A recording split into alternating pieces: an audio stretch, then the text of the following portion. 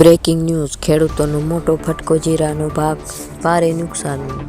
રાજ્યના અનેક જીરા ઉત્પાદન વિસ્તારોમાં ખેડૂતોના માટે ચિંતાજનક સમાચાર સામે આવ્યા છે. અચાનક થયેલા હવામાન ફેરફાર, કમોસમી વરસાદ અને વધેલી ભેજના કારણે ખેડૂતોનો જીરાનો પાક મોટા પ્રમાણમાં બગડી ગયો છે. ખેતરોમાં ઉભેલા તૈયાર પાક સડો, ફૂગ અને રોગના કારણે નાશ પામ્યો છે. વર્ષભરની મહેનત પર પાણી ફરી વળતા ખેડૂત માટે ભારે નિરાશ જોવા મળી રહી છે.